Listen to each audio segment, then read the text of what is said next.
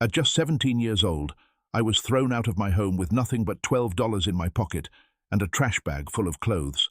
My family turned their backs on me as if I never existed.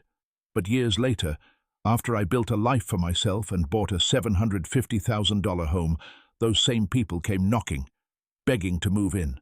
How did it come to this? And why did they suddenly want me back after all those years of silence? The truth will shock you. From the very beginning, I was never seen as the favorite. My dad didn't even try to hide it.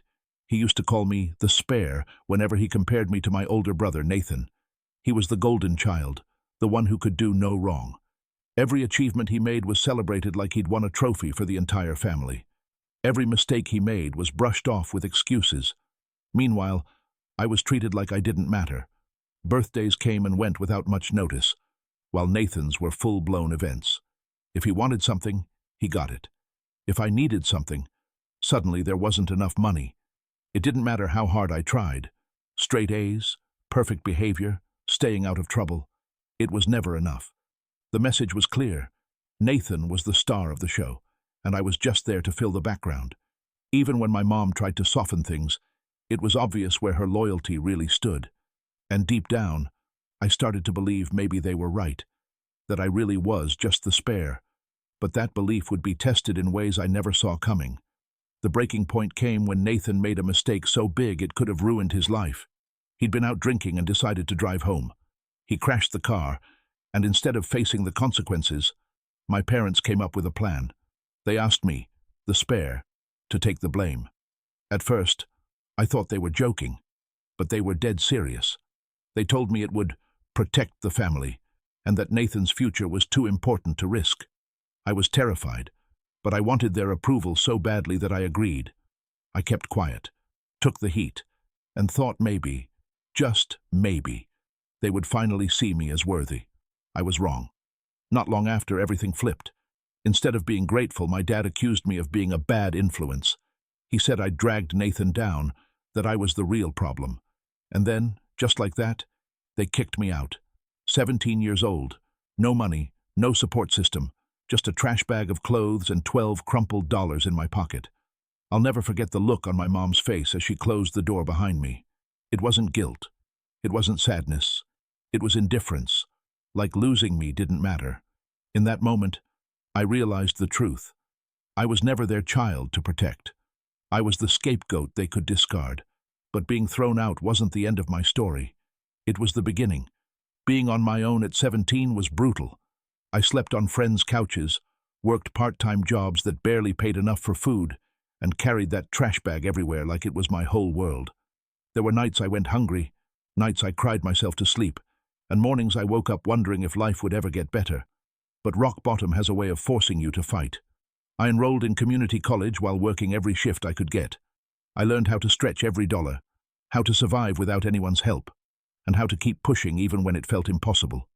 Slowly, step by step, things started to change. I picked up new skills, landed better jobs, and eventually started a small business. At first, it was nothing more than a side hustle, but with time and relentless effort, it grew. One day, I drove past a giant billboard and saw my own face on it, my business being advertised for the whole city to see. That moment hit me like a wave. The kid they tossed out with nothing had built something worth noticing, and just when I thought I'd finally left my family behind, they came back into the picture, acting like none of it had ever happened. The first sign of their return came quietly, almost laughably. One afternoon, my mom showed up at my doorstep holding a loaf of banana bread, like a peace offering. It had been years since I'd heard from her, and suddenly she was standing there on my porch, smiling like nothing had ever happened. She didn't come to apologize. She came with a request. Nathan, she said, had fallen on hard times. He'd lost his job, his marriage was rocky, and he just needed a little help. And by help, she meant me, the daughter they had discarded, opening up my new life to save him. I couldn't believe the nerve. I reminded her of the night she and Dad shoved me out with a trash bag. I asked her where this concern was when I was 17 and alone. She looked down at the banana bread, then back at me, and tried to play it off as if I was being dramatic. But I wasn't a desperate teenager anymore. I had built a life from nothing, and I wasn't about to hand it over to the same people who had left me with nothing. I told her no, not politely, not gently, just no. She left that day with the banana bread still in her hands, and I thought maybe that would be the end of it. But my family wasn't finished yet. After my mother's visit, word started spreading through the family grapevine. Suddenly, cousins and aunts I hadn't spoken to in years were reaching out, asking why I was being so cold to my parents. They only knew the version of the story my parents had been feeding them, that I was rebellious, ungrateful, and had cut ties for no reason.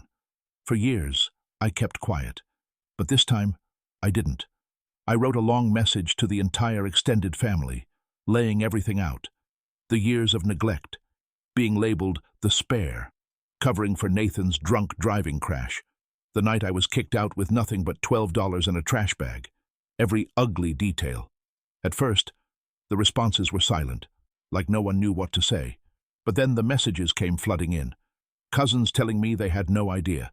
Aunts admitting that things suddenly made sense. And then came the biggest blow. Nathan's wife, Alyssa, read everything. She had believed the same lies as everyone else, but once she saw the truth, she packed her bags and left him. Nathan wasn't just exposed to the family, he was exposed to his own household, but if I thought that was the end of it, I was wrong. Nathan wasn't about to let his perfect image collapse without a fight. It all came to a head one night in a grocery store parking lot. I had just finished loading my car when I heard someone shouting my name.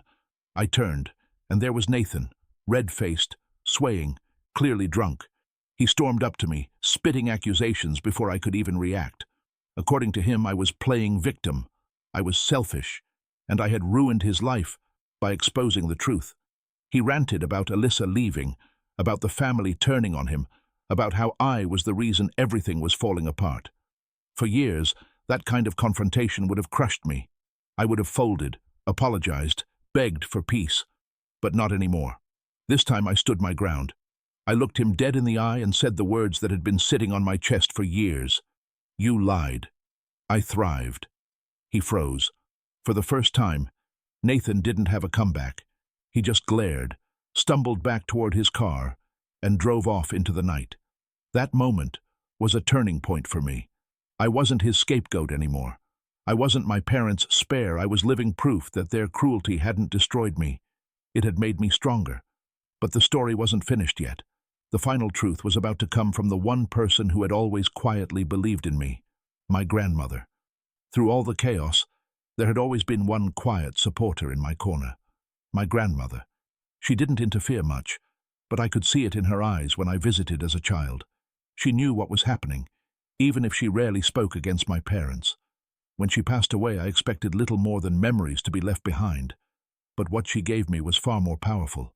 Among her belongings, I found a stack of journals, carefully written entries documenting the years of abuse, favoritism, and neglect I had endured. Every cruel word, every moment I was treated like less than human. She had recorded it. Proof that I hadn't imagined it. Proof that someone had seen me all along. And then came the shock. She left her house to me. Not to my parents, not to Nathan, the golden child, but to me, the one they had cast aside. It was her final way of saying, I believed you. I always did. For the first time in my life, I felt validated. Someone in the family had stood up for me, even if it was in silence until the very end. Her house wasn't just a home. It was a message, a declaration that I was never just the spare. But of course my parents and Nathan weren't about to accept that quietly, and their next move proved just how desperate they had become. It didn't take long for the fallout to reach me. Within weeks of the will being read, my parents and Nathan showed up, insisting that Grandma's house rightfully belonged to them. They claimed I had manipulated her, that I didn't deserve it, that family property should stay with real family. But I wasn't that desperate 17-year-old anymore.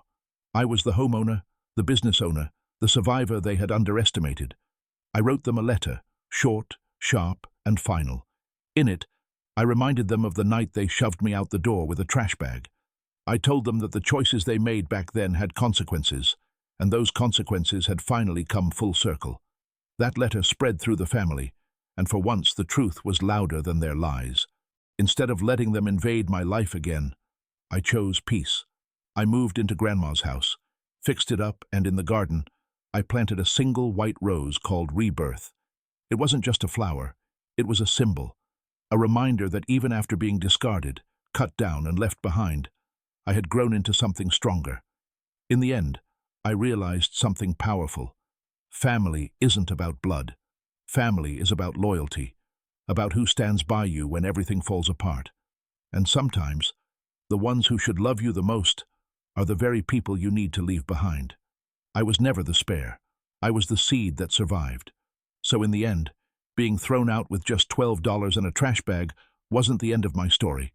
It was the beginning of everything.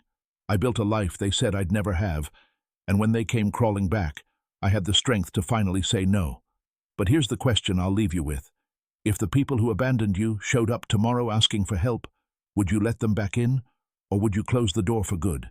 If you found this story as unbelievable as I did living through it, make sure to hit that like button, subscribe for more shocking family tales, and let me know in the comments, what would you have done in my place? Because sometimes, the hardest part isn't surviving without family. It's realizing you were stronger without them all along.